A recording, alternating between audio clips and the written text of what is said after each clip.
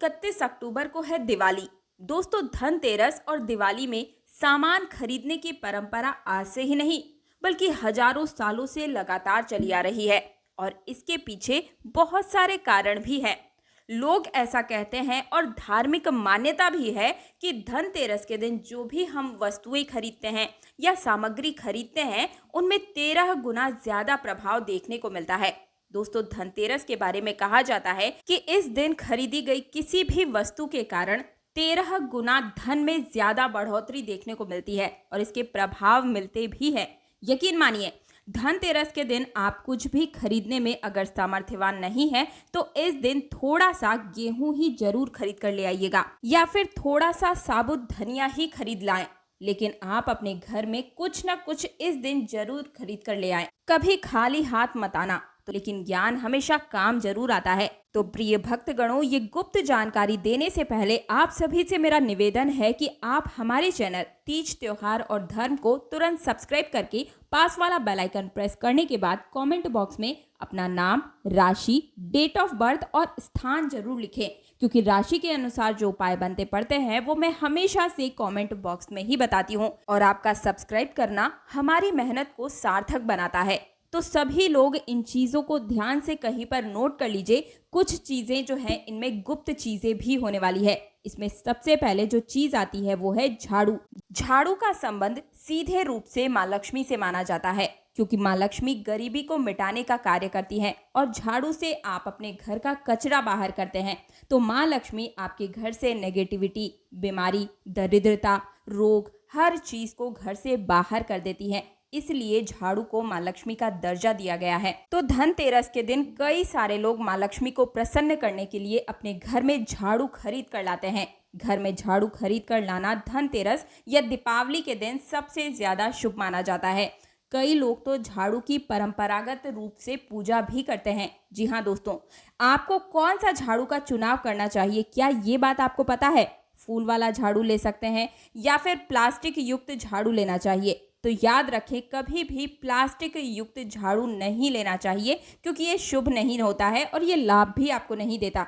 वहीं आपको ये राहु का स्वरूप भी होता है। तो हमेशा ध्यान रखें कि झाड़ू आपको हमेशा फूल वाला ही लेना चाहिए। गुथे हुए झाड़ू को ही आपको खरीदना चाहिए। आपको बाजार में ये आसानी से मिल जाएगा। और अब मैं आपको एक गुप्त चीज बताती हूँ। अगर आप झाड़ू के बीच में अगर 5 कौड़ियों को बांध देते हैं छुपा करके और उससे झाड़ू लगाते हैं तो ये और भी ज्यादा शुभदायक होता है, क्योंकि ऐसे में वो झाड़ू कभी भी माँ लक्ष्मी को आपके घर से बाहर नहीं जाने देता।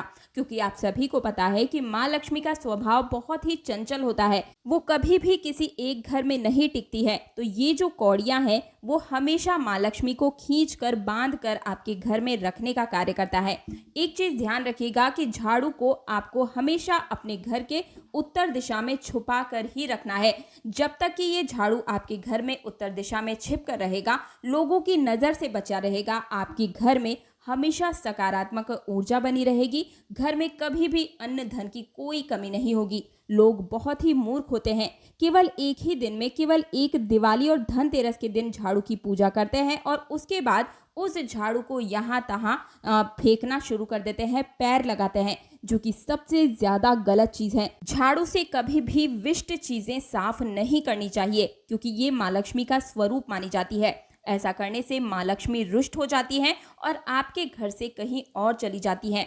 अब मैं आपको दूसरी वस्तु बताती हूँ। दोस्तों, जैसा कि आप सभी को पता है कि धनतेरस के दिन लोग सोने चांदी के सिक्के जरूर खरीदते हैं और ये शीतलता युक्त धातु भी मानी जाती है। चांदी की धातु माता पार्वती से उत्पन्न होती है और सोने की धातु माँ लक्ष्मी से उत्पन्न होती है। जिस घर में ये सिक्के होते हैं उस घर में कभी भी अन्न और धन के भंडार खाली नहीं होते हैं। शत्रु भी ऐसे घर का बाल भी बांका नहीं कर पाते हैं।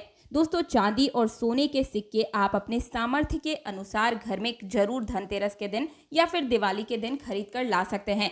इसके बाद दोस्तों, जड़ी बूटी। जी हाँ दोस्तों, ध्यान से सुनिए। धनतेरस या दिवाली वाले दिन आपको खरीद कर जरूर लानी है ये जड़ी बूटी जो मैं अब आपको बताने जा रही हूँ। अगर आप धनतेरस या दीपावली के दिन जड़ी बूटी खरीद कर लाते हैं तो इसे धनवंतरी महाराज जो है वो प्रसन्न हो जाते हैं। दोस्तों, कहा जाता है ना कि स्वास्थ्य से बड़ा कोई धन नहीं। अगर आपका स्वास्थ्य ठीक नहीं तो आप कितने भी रुपए पैसे के मालिक क्यों न बन जाएं, आपके लिए वो धन धूल मात्र ही होगा। तो धनतेरस के दिन ये जड़ी बूटी आपको जरूर खरीद कर लानी है। इसकी वजह से आपके घर परिवार में कभी कोई रोग दोष नहीं आ पाएगा। हर तरीके से ये आपको बचा कर रखने का कार्य करेगा। भगवान धन्वंतरी जिस घर में प्रसन्न हो उस घर में हमेशा वास करते हैं और बीमारी उस घर में प्रवेश नहीं कर पाती है। भगवान धन्वंतरी भगवान विष्णु के ही अवतार माने जाते हैं। तो इस जड़ी बूटी को, चाहे आप जड़ी बूटी कहें या फिर कोई फल कहें, जो मैं आपको बताने जा रही हूँ, इसे जरूर खरीद कर लाइएगा। ये फल आपकी साक्षात गरीबी, 7 पुश्तों की गरीबी, घर का कलेश, द्वेष, रोग, हर चीज को आपके घर से दूर भगाने की ताकत रखता है, क्योंकि इस फल के अंदर साक्षात माँ लक्ष्मी का वास माना जाता है। ये फल आपको अपने घरों के आसपास में या फिर खेत खलियानों के आसपास में बहुत ही आसानी से मिल जाएगा। और इस फल का नाम है गूलर का फल। जी हाँ दोस्तों, ये कोई साधारण फल नहीं। वीडियो को छोड़कर जाने की गलती बिल्कुल भी मत कीजिएगा दोस्तों। गूलर के फल से आप आराम से इसी दिन करोड़पति बन जाएंगे। वो तरीका आज मैं आपको बताने वाली हूँ।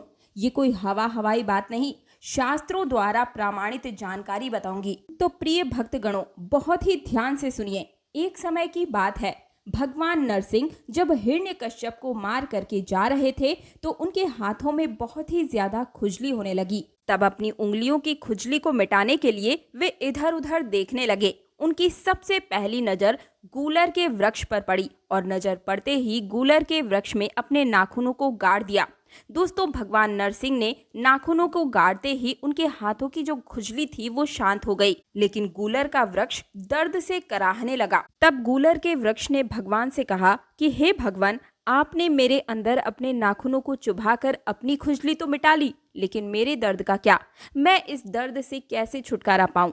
इस बात को सुनकर भगवान नरसिंह को उस पर दया आती है और वे उनको वरदान देते हैं कि हे गूलर वृक्षराज, मैं आपको वरदान देता हूँ कि आज के बाद से अगर कोई भी मनुष्य आपका फल, आपकी जड़ लेकर अपने घर जाता है, दीपावली और धनतेरस के दिन इसकी विधिवत स्थापना करता है, पूजा करता है, तो उसके घर में कभी भी माँ लक्ष्मी की कमी नहीं होगी और उसके घर में साक्षात मैं और माँ लक्ष्मी वास करेंगे। और आज से मैं और माँ लक्ष्मी सदा से आपके अंदर, यानी कि गूलर के वृक्ष के अंदर ही निवास करेंगे।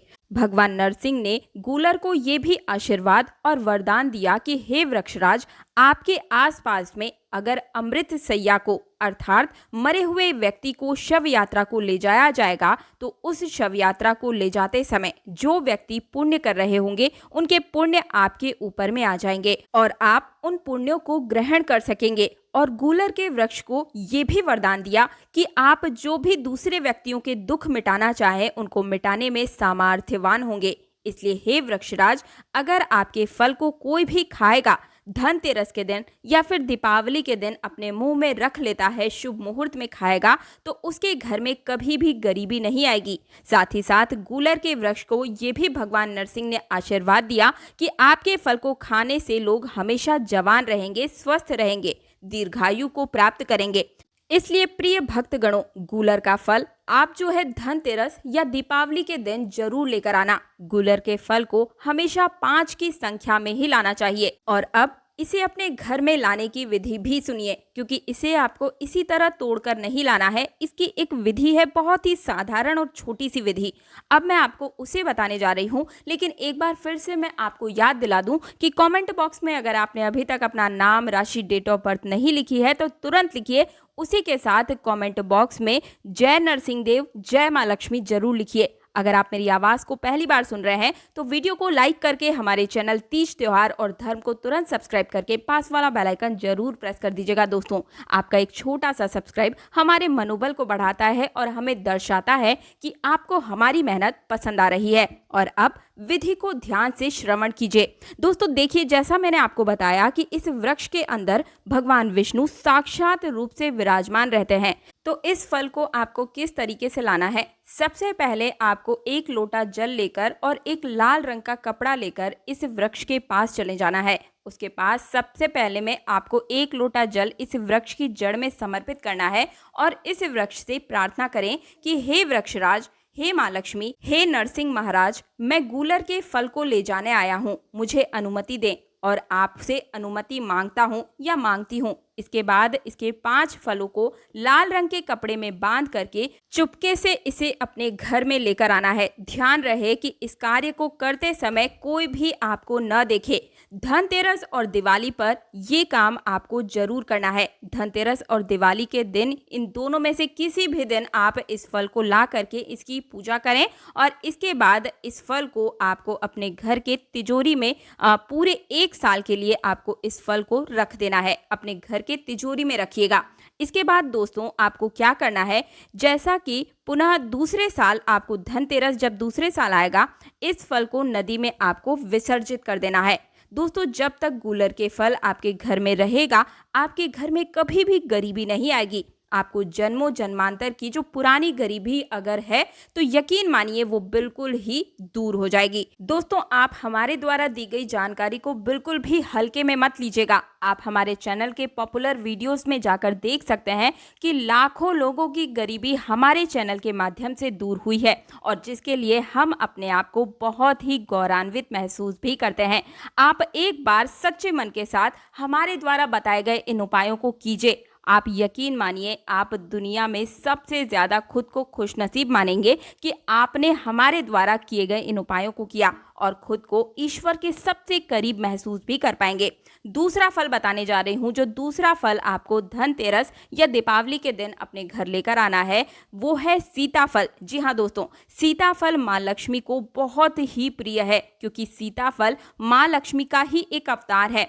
माता लक्ष्मी की साक्षात स्वरूप भी इसे कहा जाता है। सीताफल आपके घर की गरीबी, परेशानी, कष्ट तत्काल दूर करने में सक्षम होता है। एक गुप्त चीज मैं आपको बताती हूँ, जो सच्चा वानर होता है यानी कि जो हनुमान जी का वानर होता है वो कभी भी सीताफल के पेड़ के ऊपर या फल के ऊपर कभी भी भूल से भी नहीं चढ़ता है। ये बात मैं ऐसे ही नहीं कह रही हूँ, पुराणों में ये चीज उल्लेखित की गई है। सीताफल को धनतेरस या दीपावली के दिन माँ लक्ष्मी के जोड़े के रूप में 2 अगर आप खरीद कर उन्हें चढ़ाते हैं तो माँ लक्ष्मी तुरंत प्रसन्न होती है और कम ही समय में आपकी गरीबी या कोई भी परेशानी है या शत्रु से छुटकारा पाना है तो वो आपको कम समय में तुरंत रिजल्ट आपको सीताफल से ही प्राप्त होता है। सीताफल से माता लक्ष्मी बहुत खुश होती हैं। तो ये सारी जानकारी जो भी मैं आपको दे रही हूँ दोस्तों, ये बिल्कुल ही हवाई बातें नहीं है। आप इन उपायों को जरूर कीजिए। आप हमारे चैनल में जाकर देखिएगा, जो पॉपुलर वीडियोस हैं उनमें आप जाकर देख सकते हैं, उनके कमेंट्स को पढ़ सकते हैं कि किस तरह लोग लाभान्वित हो रहे हैं। इसके बाद दोस्तों कई सारे लोगों को ये जानकारी नहीं पता होगी कि धनतेरस या दीपावली के दिन एक और आपको जड़ी लेकर आनी है, वो है कमल की जड़। जी हाँ दोस्तों, या फिर कमल का फूल। कमल की जो पौधा है उसकी जड़ या फूल अगर आप लाते हैं, उसके अंदर साक्षात माँ लक्ष्मी विराजमान होती है। माता लक्ष्मी को कमल वासिनी ऐसे ही नहीं कहा जाता है। माता लक्ष्मी कमल के पौधे में वास करती हैं, कमल के फूल पर वास करती हैं। तो अगर आप इस दिन छोटी सी जड़, फूल, फल कुछ भी लेकर आते हैं तो मान कर चलिए माँ लक्ष्मी दौड़ी दौड़ी आपके घर में चली आती है और मान के चलिए आपको कभी भी जीवन में कोई पराजित नहीं कर पाएगा अगर आप इसे लाते हैं। और अगर आपको कमल की जड़ नहीं मिल रही है तो आप सफेद अपराजिता की जड़ अपने घर ला सकते हैं। इसके अंदर भी माँ लक्ष्मी वास करती है। धनतेरस और दिवाली के दिन ये बहुत ही ज्यादा जागृत अवस्था में होता है। यकीन मानिए जब तक ये जड़ आपके घर में रहेगी, आपके घर को, आपके परिवार को, आपको किसी की बुरी नजर नहीं लगेगी। इस दिन आपको ये चीजें जरूर लेकर आनी है दोस्तों। ये माँ लक्ष्मी को मोहित करने का कार्य करता है, अपनी तरफ खींचने का कार्य करता है। तो दोस्तों मेरे द्वारा दी गई जानकारी आपको कैसी लगी कमेंट बॉक्स में मुझे जरूर बताइएगा। जय माँ लक्ष्मी लिखकर जाना बिल्कुल ही कंपलसरी है। अगर आप मेरी आवाज़ को पहली बार सुन रहे हैं, मेरी मेहनत अगर आपको पसंद आ रही है तो वीडियो को लाइक करके चैनल को सब्सक्राइब और पास वाला बेल आइकन जरूर प्रेस कर दीजिएगा।